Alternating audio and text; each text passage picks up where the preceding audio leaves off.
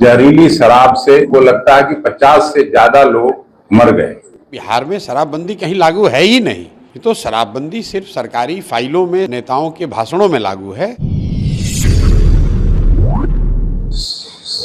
जहरीली शराब से वो लगता है कि 50 से ज्यादा लोग मर गए और अभी नहीं जाने उतना ही लोग कम से कम अस्पताल में भर्ती हैं। कुछ लोगों की आंखें चली गई। कांग्रेस पार्टी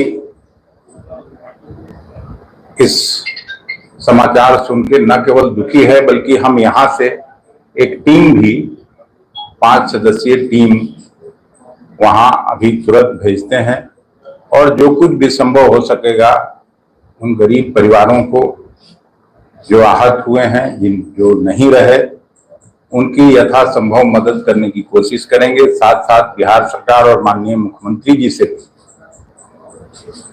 हम यहां से आग्रह करते हैं आपके माध्यम से कि शराब नीति पर फिर से उनको पुनर्विचार करना चाहिए। एक तरफ तो पूरा शराबबंदी है बिहार में और दूसरी तरफ जहरीली शराब से हर साल सैकड़ों लोग चले जाते हैं।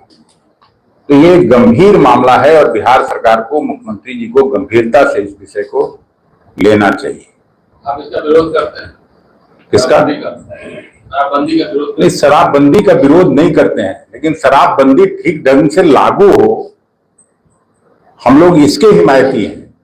शराबबंदी का विरोध क्यों करेंगे? कांग्रेस पार्टी कम से कम विरोध नहीं कर सकती है, ये हम नहीं कर रहे हैं। लेकिन जब शराबबंदी है तो शराब पहुंच कैसे जाता है? ये शासन प्रशासन के लिए चुनौती है और वो भी जहरीली शराब। इस तरह का कम से कम मुआवजा तो मिले सरकार की तरफ से। सब गरीब लोग मरे हैं, उसमें 90% गरीब लोग मरे हैं, तो मुआवजा का अभी तक घोषणा नहीं हुआ। मुआवजा देना चाहिए बिहार सरकार को, उसमें बिना देरी किए हुए पीड़ित परिवारों को मुआवजा मिलना चाहिए।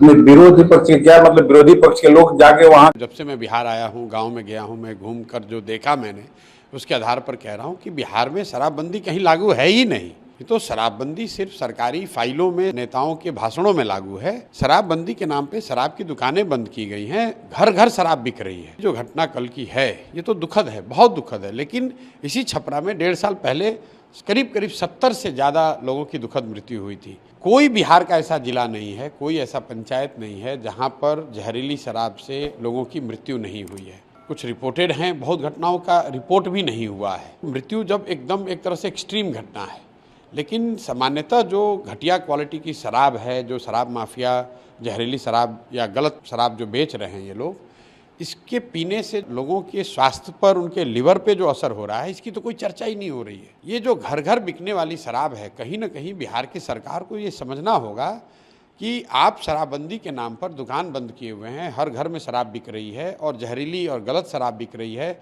10 रुपये की शराब 100 रुपये में बिक रहा है और ये सारा कुछ का फ़ायदा किसको हो रहा है? फ़ायदा यहाँ के भ्रष्ट अधिकारियों को हो रहा है, यहाँ के भ्रष्ट नेताओं को हो रहा है और जो बहुत बड़े पैमाने पर शराब माफिया है यहाँ पर, जो इस शराब के धंधे से 15 से 20 हज़ार करोड़ रुपया कमा रहा है।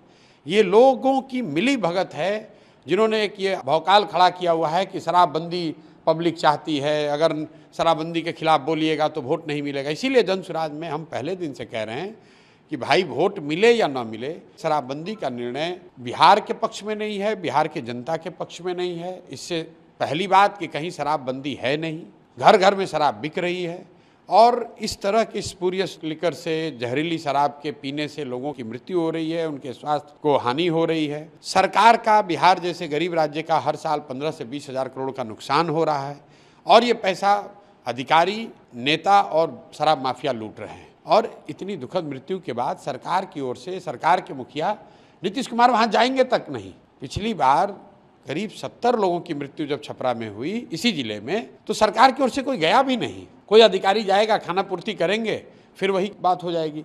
पूर्वी चंपारण में घटना हुई है, कोई बिहार का जिला नहीं है जहां ये घटना नहीं हुई है। सरकार में जो लोग हैं जो भ्रष्टाचार से इसके जरिए पैसा कमा रहे हैं, उन पर लगाम लगाने का एक ही तरीका है, इस फर्जी शराबबंदी के कानून को हटाया जाए। शराब अगर बिकना है तो उसको रेगुलेटेड तरीके से बेचा जाए, ताकि कम से कम लोग गलत शराब ना पिए, किसी की मृत्यु ना हो और शराब माफिया को रोका जाए।